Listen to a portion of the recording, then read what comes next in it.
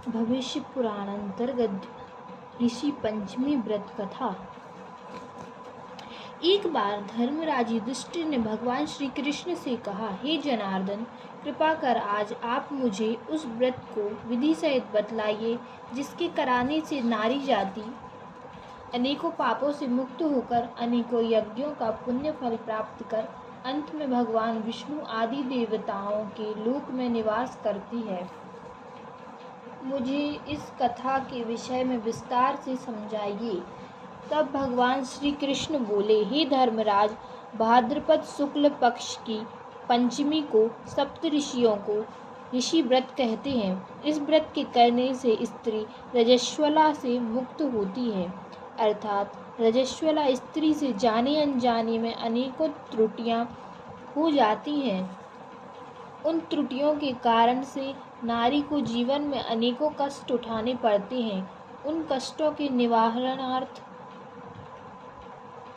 यह ऋषि व्रत किया जाता है। यह अत्यंत पावन व्रत, इसको अत्यंत पवित्रता के साथ करना चाहिए। इस व्रत के करने में किसी भी प्रकार की त्रुटि नहीं होनी चाहिए, क्योंकि जब देवराज इंद्र ने वृत्रासुर राक्षस को मारा था तब उन्हें ब्रह्महत्या का पाप लगा था। उस समय ब्रह्महत्या के 4 भाग करके, एक भाग स्त्री के रज में, दूसरा नदी के फैन में, तीसरा पर्वतों में, चौथा भाग अग्नि की प्रथम ज्वाला में विभक्त किया था। इससे हर वर्ण जाति की नारी को रजस्वला होने पर पहले दिन चांडालिन, दूसरे दिन ब्रह्मघातिनी, तीसरे दिन धोबिन के समान दोषी माना जाता है। इससे उन दिनों में किसी भी वस्तु को छूना मना है। छूने से वह वस्तु अपवित्र होकर दूषित होती है। इस ऋषि पंचमी व्रत के करने से वह दोष मुक्त होकर नारी मोक्ष को प्राप्त होती है तथा पवित्र हो जाती है। हे राजन, विदर्भ देश में एक सेनजित नाम का अत्यंत प्रतापी, यशस्वी तथा न्यायप्रिय राजा था। उसी राज्य में एक सुमित्र नाम का विद्वान ब्राह्मण था।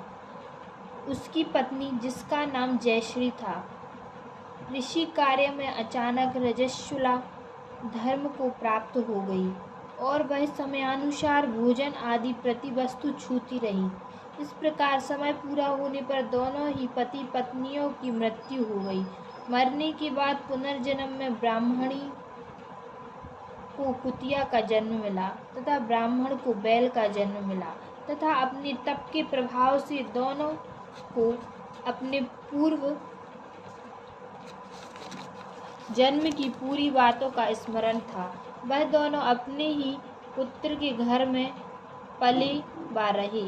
एक दिन श्राद्ध पक्ष में ब्राह्मण पुत्र ने अपने पिता की श्राद्ध तिथि के दिन विधि पूर्वक ब्राह्मण भोज किया तथा अपनी पत्नी को अत्यंत स्वादिष्ट पकवान बनाने की आज्ञा दी। इधर ब्राह्मण पुत्र वधू ने विविध पकवान, खीर आदि भोजन बनाकर तैयार किए। दुर्भाग्य से उस खीर में एक सर्प ने विष उगल दिया। यह सब ब्राह्मणी, जो कुतिया की योनि में भी सब देख रही थी, उसने सोचा कि यदि ब्राह्मण यह भोजन करेंगे तो वह समाप्त हो जाएंगे। इससे मेरे पुत्र को ब्रह्म हत्याओं का भारी पाप लगेगा। इस प्रकार से सोचकर अपनी पुत्र वधू की दृष्टि बचाकर उस कुतिया ने खीर को जूठा कर दिया। तब बहू ने उस कुतिया को किवाड़ में बंद कर इतना मारा कि उसकी कमर तोड़ दी तथा खीर फेंककर दोबारा दूसरी खीर बना ली। फिर श्राद्ध कर ब्राह्मणों को भोजन कराया। रात को कुतिया ने अपने पूर्व पति बैल को जाकर जो भी दिन में उस पर बीती थी वह बता दी। तब वह बैल बोला, हे प्रिय, क्या बात हुई? किस कारण लाठी मारकर तुम्हारी कमर तोड़ी? वह सारी कथा मुझे विस्तार से बताओ। तब उस कुतिया ने बैल को यह सब बताया, किस प्रकार तथा किस कारण से उसकी पुत्र वधू ने लाठी मारकर उसकी कमर तोड़ दी थी। वह अपना संपूर्ण समाचार सुनाकर कहने लगी, स्वामी, हमारा इस योनि से कैसे छुटकारा होगा? हमको किस अकर्म के कारण यह सभी दुख भोगने पड़ रहे हैं? ब्राह्मण पुत्र वहीं पर छुपा सुन रहा था। उन दोनों को उसके वहाँ होने का कुछ भी भान नहीं था।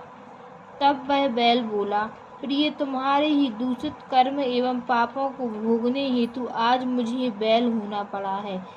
यह कहकर उसने अपने पूर्व जन्म की वह संपूर्ण कथा बताई, जब वह रजस्वला के समय भोजन आदि सभी सामान छूती रहती थी। तुम्हारे स्वभाव में कोई भी परिवर्तन नहीं है, क्योंकि तुम्हारी कुतिया की योनि है। फिर कुत्ते का स्वभाव भी वैसा ही होता है। उसी स्वभाव के कारण ही तुम्हारे ऊपर इन सब बातों का कोई असर नहीं है। देखो, यह पूरा परिवार हमारा पिछले जन्म का ही परिवार है। यह मेरा पुत्र है, जिसने आज मुझे पूरे दिन मुँह बांधकर हल में चलाया है। घर पर इसकी पत्नी ने मेरे नाम का ही श्राद्ध किया है और मेरे ही नाम से ब्राह्मण भोज कराया है, जबकि प्रातः से मैं निरंतर हल में चल रहा हूँ। अभी तक मुझे खाने को चारे का एक तिनका भी नहीं दिया है। यह सब तेरे उस दुष्कृत्य का ही प्रभाव है। उन दोनों की पूरी बात सुनकर उसको घोर कष्ट हुआ। वहाँ से आकर उन बैल एवं कुतिया दोनों माता पिता को भोजन देकर वह अत्यंत दुखी हो वन को चला गया। वह तलाश करते हुए वहाँ एक ऋषि आश्रम पर पहुँचा। वहाँ उसने कुछ समय बिताया।